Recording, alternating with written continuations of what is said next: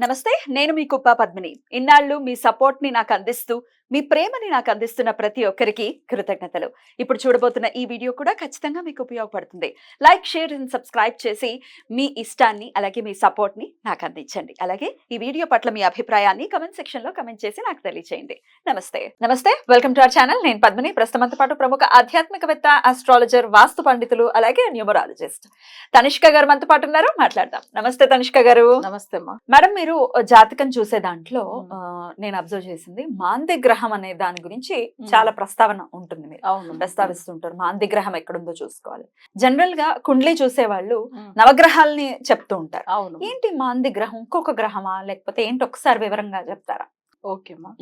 మాంది అనేది మందపుత్రుడు మాందిని అంటాం. మందడు ఎవరంటే శని. బట్ ఆయన ఒక శని కొడుకు. ఆయనదా మాంది.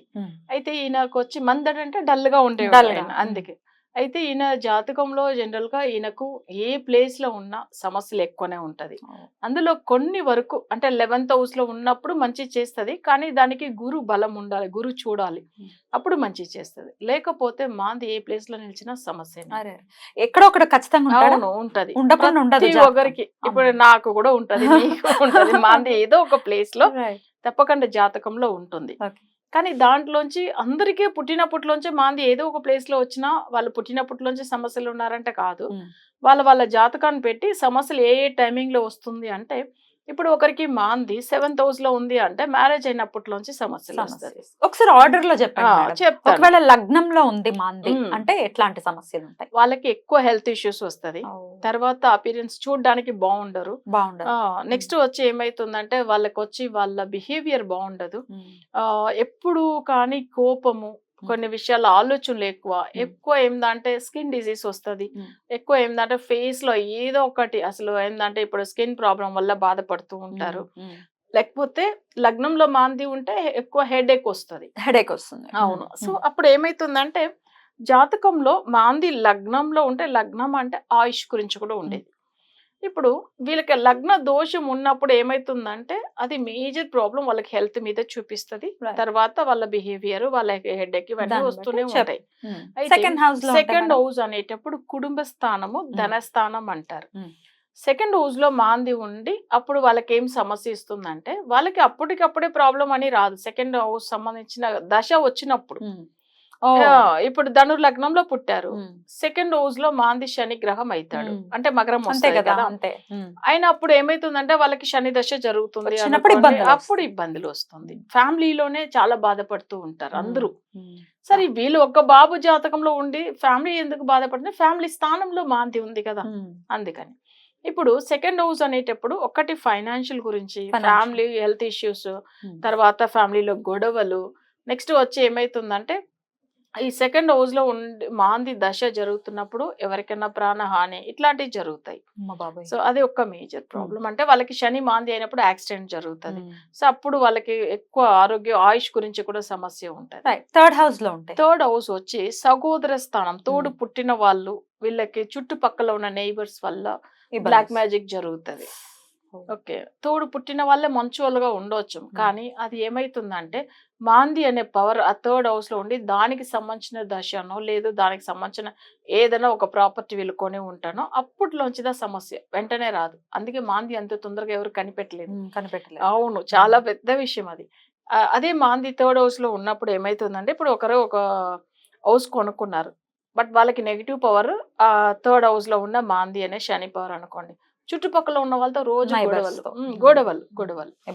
సరే, ఇప్పుడు ఇది 4th హౌస్ అనేటప్పుడు వాళ్ళు ప్రాపర్టీ గురించి ఉండేది. ప్రాపర్టీ అనేటప్పుడు అది వచ్చి వాళ్ళు ఓన్గా ఎర్న్ చేసేది, పూర్వీక ఆస్తులు కాదు. వీళ్ళు సొంతంగా సంపాదించుకున్న ఆస్తులు వీళ్ళకి ఒకవేళ 4th హౌస్ అనేటప్పుడు లగ్జరీ లైఫ్ గురించి ఉండేది, తర్వాత సుఖం గురించి ఉండేది, నెక్స్ట్ ప్రాపర్టీ గురించి ఉండేది, తల్లి గురించి ఉండేది. సో అప్పుడు ఏమైతుందంటే 4th లో ఉన్న మాంది ఒకవేళ నెగిటివ్ గా ఉన్నప్పుడు వాళ్ళకి ఏ ప్రాపర్టీ కొన్నా వాళ్ళకి అంత తొందరగా సెట్ అయ్యేది కాదు. ఒకటి దాన్ని ఇచ్చేసి బయట రావాలి, లేకపోతే వాళ్ళకి అలాంటి టైమింగ్ లో వాళ్ళు ప్రాపర్టీ కొన్నప్పుడే బ్లాక్ మ్యాజిక్ జరుగుతుంది వాళ్ళకి. సో అప్పుడు ఏమైతుందంటే 4th హౌస్ అనేటప్పుడు మదర్ కి కూడా హెల్త్ ఇష్యూస్ వస్తూనే ఉంటది. లేకపోతే వాళ్ళ ప్రాపర్టీ కొన్న తర్వాత వాళ్ళ సొంత తల్లితోనే గొడవ పెట్టుకుని మాట్లాడకుండా కూడా ఉంటారు. లగ్జరీ లైఫ్ ఉండదు వాళ్ళకి. ఇష్టం సో పెద్ద లెవెల్లో ఉండాలి, అందరికి ఉంటాయి కదా. కానీ ఎవరైనా కొన్ని అంతే. జాతకాలకి ఎంత కష్టపడినా రాదు చూడండి. అది ఫోర్త్ హౌస్ లో మాంది ఉంటే ఫిఫ్త్ హౌస్ లో అది పుత్ర స్థానం అంటాము. పూర్వీక ఆస్తుల గురించి ఉంటది, పూర్వ పుణ్య స్థానం అంటాము. అది కాకుండా ఏంటంటే వాళ్ళకి మైండ్ గురించి ఉంటుంది, మనశ్శాంతి లేకుండా ఎక్కువ డిప్రెషన్ కి వెళ్ళిపోతారు చూడండి. అది పంచమ స్థానంలో ఉన్నప్పుడు మాంది. ఎక్కువ పూర్వీక ఆస్తుల్లో గొడవలు వస్తుందంటే వాళ్ళకి ఆ ఆస్తులే రానివ్వరు, తోడు పుట్టిన వాళ్ళు. పూర్వీక ఆస్తులు వాళ్ళ కజిన్స్ వల్ల కూడా రాకుండా పోతుంది, లేదు వాళ్ళ తోడు పుట్టిన వాళ్ళ వల్ల కూడా రాకుండా అట్లనే ఆగిపోతాయి, ఏదో గొడవల వల్ల వెళ్ళిపోతాయి. వాళ్ళు వచ్చిన ఆస్తి కూడా అమ్ముకునేలాగా అయిపోతుంది, ఏం లేకుండా అయిపోతారు. అది పూర్వీక స్థానం అనే అసలు పంచమ స్థానం. అదే పిల్లలు కూడా చూడండి, వాళ్ళకి అసలు పిల్లలు పుట్టినప్పట్లోంచి ఎక్కువ సమస్యలు వస్తుంది పంచమ స్థానంలో మాంది ఉంటే. సిక్స్త్ హౌస్ లో ఉంటాయి. సిక్స్త్ అనేటప్పుడు వాళ్ళకి ఏంటంటే రుణం, రోగము, శత్రు. రుణం అనేటప్పుడు అప్పులు, అప్పులన్నీ బాగా ఎక్కువ పెరిగిపోతుంది. ఆరోగ్య సమస్యలు ఎప్పుడు ఉంటూనే ఉంటది. రిలేషన్స్ మంచువల్ గా ఉండరు, ఎప్పుడు ఏదో ఒక హాని చేస్తూ ఉంటారు వీళ్ళకి. తర్వాత శత్రు, బ్లాక్ మ్యాజిక్ జరుగుతూనే ఉంటాయి. సిక్స్త్ హౌస్ లో మాంది ఉన్న వాళ్ళకి ఎప్పుడునే శత్రువులు ఉంటారు. సో ఈ విషయం అయితే సిక్స్త్ హౌస్ సంబంధించింది ఉంటుంది. సెవెంత్ హౌస్ అయితే మీరు చెప్పాను పెళ్లి విషయంలో. తర్వాత బిజినెస్ పార్ట్నర్స్, నెక్స్ట్ వాళ్ళ వల్ల చాలా లాస్ అయిపోతారు చూడండి అసలు. ఎందుకంటే నేను నా చాలా క్లోజ్ ఫ్రెండ్ ని పెట్టాను, సో కానీ ఆయననే నన్ను ఎంత ముంచేశాడు, అసలు నేను లాస్ అయిపోయాను అని బాధపడి ఏడుస్తూ ఉంటారు. వీళ్ళకి జనరల్ గా సెవెంత్ హౌస్ లో మాంది ఉంటే వాళ్ళు ఎక్కువ ఫ్రెండ్ నమ్మకూడదు. ఎయిత్ హౌస్ అయితే ఎయిత్ హౌస్ అనేటప్పుడు ఏమైతుందంటే అష్టమం అంటాం కదా, జనరల్ గా కష్టాలు ఇస్తూనే ఉంటాడు. ఇప్పుడు ఎక్కువ శత్రులు ఉంటారు వాళ్ళకి. ఎందుకంటే ప్రతి ఒక్కరు, ఇప్పుడు హిట్లర్ జాతకంలో కూడా చూస్తే ఎయిత్ హౌస్ లోనే మాంది ఉంటుంది. తనకి అసలు అన్ని కంట్రీలో ఉన్న వాళ్ళందరూ అందరే శత్రువు కదా. సో అట్లా ఎప్పుడు కానీ తనకి ఏ రోజు మరణం జరుగుతుంది తెలియదు, ఎప్పుడు శత్రువులు వెయిట్ చేస్తూ నేను ఎప్పుడు చంపుదామని. సో ఎయిత్ హౌస్ లో మాంది ఉన్నప్పుడు చాలా మంది శత్రువులు ఉంటారు. కానీ వీళ్ళకి కూడా ఏమైతుందంటే మంచి ఒక ఎవరితోనే మంచిగా బిహేవ్ చేయాలని ఉండదు.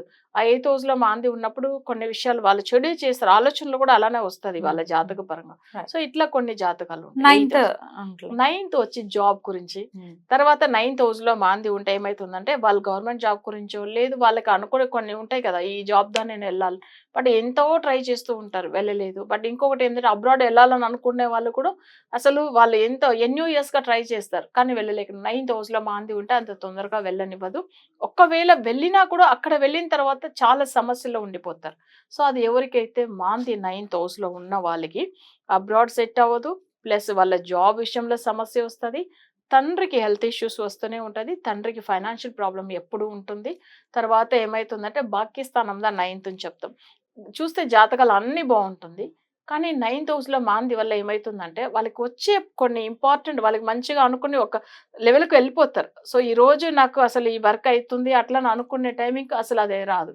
సో అది భాగ్యస్థానం కదా నైన్త్ హౌస్. లక్ లేకుండా బాధపడే వాళ్ళు ఉంటారు చూడండి. అది 10th అవుతాయి మేడం. 10th వచ్చి ఏంటంటే ఇన్కమ్ గురించి, రెగ్యులర్ ఇన్కమ్, ప్రమోషన్స్ గురించి, బిజినెస్ గురించి, ఇంకా నేమ్ అండ్ ఫేమ్ గురించి, మంచి నేమ్ గురించి ఇవన్నీ ఉంటుంది. సో ఇక్కడ ఇబ్బంది పడతారు. 11th అయితే మంచిదే అని అంటున్నారు, గురు చూపు ఉండాలి. ఇంకా కొన్ని క్లయింట్లకు ఏమైతుందంటే 11th లో ఉన్న మాంది అసలు చాలా మంచి చేస్తుంది, అలానే వాళ్ళకి సమస్యలు వచ్చిందంటే మరీ ఎక్కువ వస్తుంది. కానీ అయితే ఏమైతుందంటే 11th లో మాంది ఉంటే కొంతమంది ప్రాఫిట్ ఉండదు చేసే వర్క్ లో, బిజినెస్ లో కానీ. సో అలా అయితే వీళ్ళు కొంతమందితో గొడవ పెట్టుకుంటూ ఉంటారు, అట్లా కూడా ఉంటది. అయితే 12th అనేటప్పుడు సేమ్ ఏంటంటే గొడవలు, లాస్ గురించి ఉంటది. తర్వాత 12th హౌస్ అనేటప్పుడు వాళ్ళకి బ్లాక్ మ్యాజిక్ జరుగుతుంది. జనరల్ గా మాంది వచ్చి వాళ్ళకి లగ్నంలో కానీ, 6th లో కానీ, 8th, 12th ఈ హౌస్ లో ఉన్న వాళ్ళకి బ్లాక్ మ్యాజిక్ జరిగే ఛాన్సెస్ ఎక్కువ ఉంటాయి.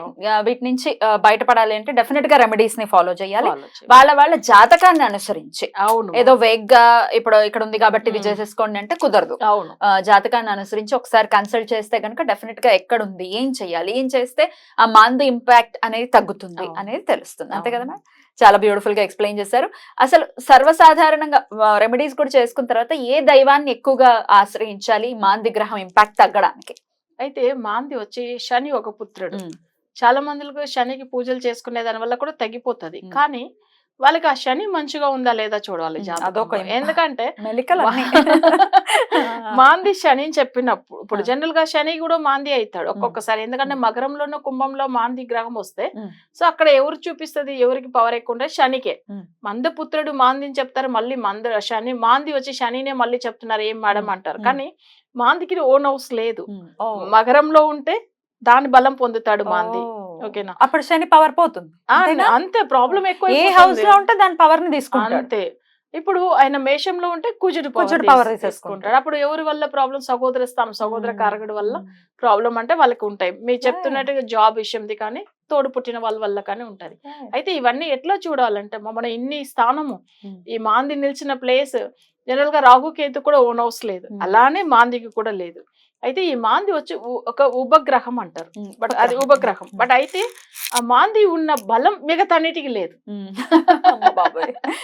అసలు మాంది చాలా పవర్ఫుల్ గా ఉంటుంది. ఇప్పుడు మన రాగుతో ఉన్నప్పుడు రాగు బలం కూడా ఇన్నే తీసుకుంటాడు, కేతుతో ఉన్నప్పుడు అంతే అవుతుంది. సో అప్పుడు మనం ఎట్లా చేయాల రెమెడీ? మాంది ఇక్కడ ఎవరిని చూసి అప్పుడు ఆరాధన ఉంటాయి కదా, డెఫినెట్ గా చూసి మాత్రమే చేసుకోవాలి. అవును, చాలా మందికి పూజలు ఫలితం లేదు అనేదానికి రీజన్ ఇదేదా, అంతే, వేరేం లేదు. రైట్, చాలా బ్యూటిఫుల్ గా ఎక్స్ప్లెయిన్ చేశారు madam. Thank you so much. నమస్తే. నమస్తే అమ్మా.